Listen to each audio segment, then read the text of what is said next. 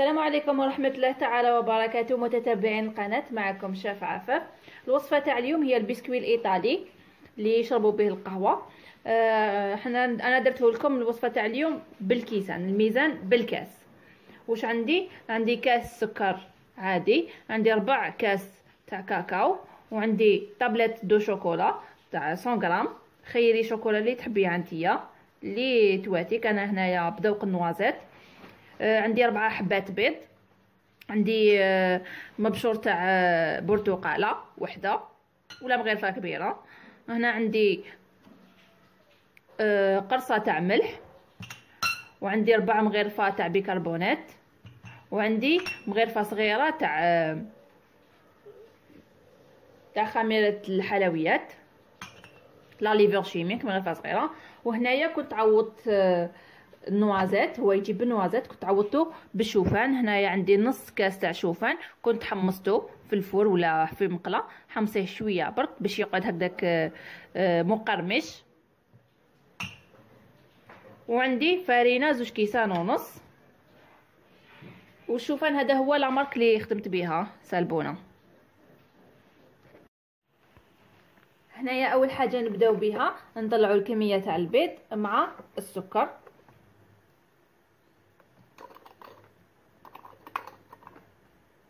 ونضيفوا معاهم مبشور تاع البرتقال،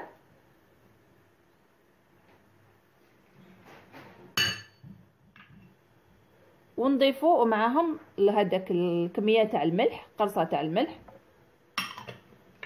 نخلطوهم حتى يتضاعف الحجم تاعهم.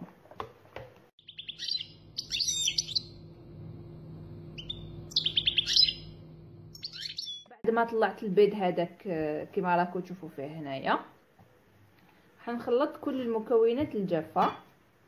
هنا عندي الخميره والبيكربونات. هنايا الدور تاع البيكربونات راهو رايح يعطي لها هذيك اليبوسيه، هذيك كيما تاع الكوكيز تاع العلب هذاك، يعني القرمشه هذيك. هنايا الكاكاو،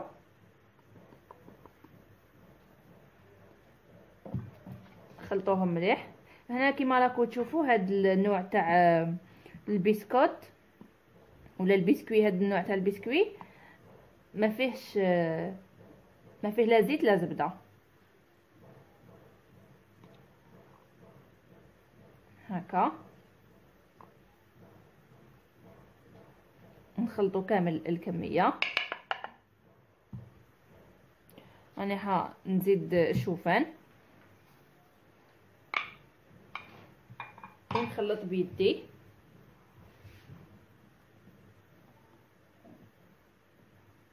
هنايا كيما قلت لكم الشوفان كنت حمصته باش يبدل لي هذيك القرمشه تاعو هكذا.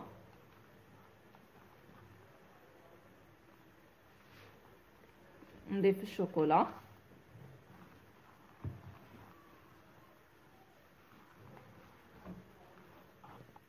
هنايا الا كانت نقصاتك شويه لافارين تقدري تضيفي، لخاطر الفرينه كما تعرفوا كاين فرينه تشرب وفرينه ما تشربش. يعني في المكونات ما بين 2.5 فرينه حتى ل3 على حساب لافارين اللي تكون عندك. شوفوا هنايا هاي ليك لاباط ديالي كيفاش راهي، ما هي طريه ما هي يابسه. انا حنقسمها على 2. هاد البسكوت راهو رايح يطيب على 2 مراحل. نطيبوه المره الاولى حبه هكذايا كومبلي، والمرحله الثانيه نقطعوه ونعاودو نرجعوه للفور.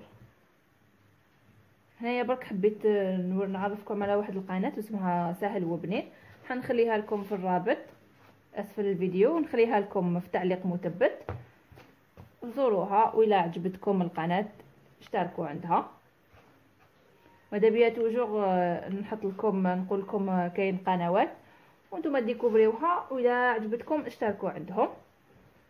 فوالا نديروهم هكايا كما راكم تشوفوا.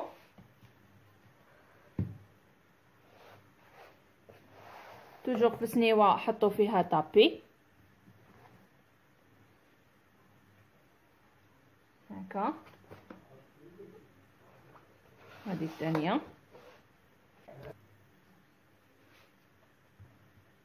هكذايا كما قلت لكم راهو يتشبه للكروكي، برك ما فيهش الزبده. هكذا ديروه كامل قد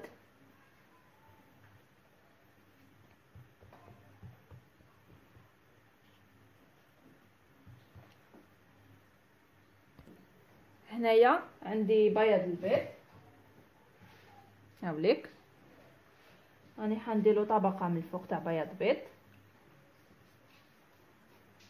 هكا.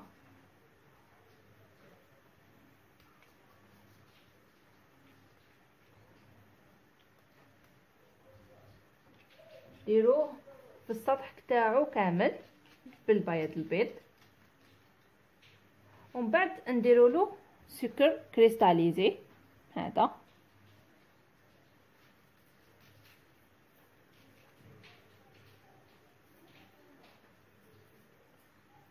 ندخلو يطيب المره الاولى على درجه حراره 180 يطيب، ونعاود نولي لكم نقطعوه ونزيدو نرجعوه يطيب دوزيام فوا.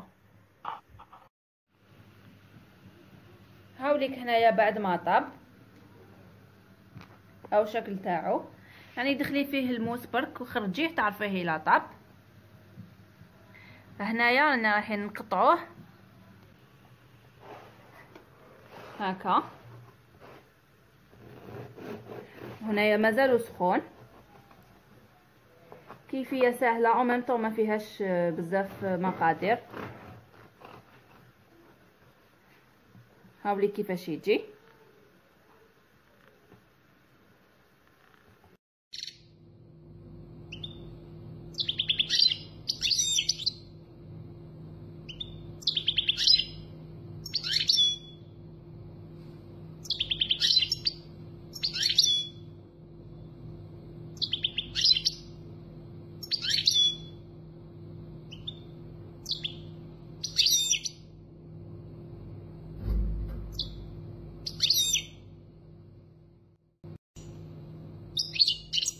هنايا بعد ما قطعت كامل الحبات راني حنستفهم في هذه الاداه تاع الكويزينير ولا تاع الفور تاعكم، هاد الشباك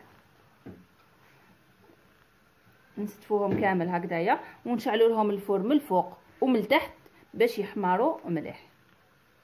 يعني 10 دقائق هكذاك على درجه حراره 160 170 تكفي. هاوليك هنايا بعد ما زدت رجعته لا دوزيام فوا نشوف مليح. هنايا حبيت نديرلو ان ديكوراسيون، نتوما تقدروا تخليوه هكايا ولا ديروا له ديكوراسيون هديه. هنا عندي كلاصاج غورمون اللي كنا حضرناه من قبل في فيديو سابق، نحط لكم الرابط تاعو. الحين ندخلو غير نص الحبه هكا.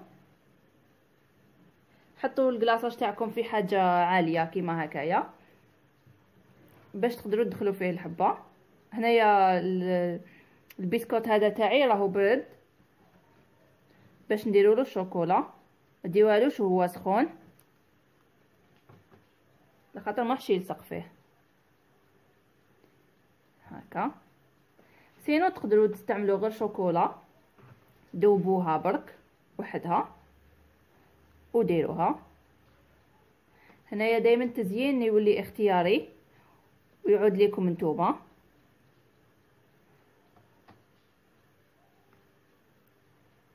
كما قلت لكم ما تنسوش تزوروا القناه هذيك تاع سهل وبنين، كما لا ريسه تاعنا تاع اليوم سهله وبنينه ومقادير متوفره.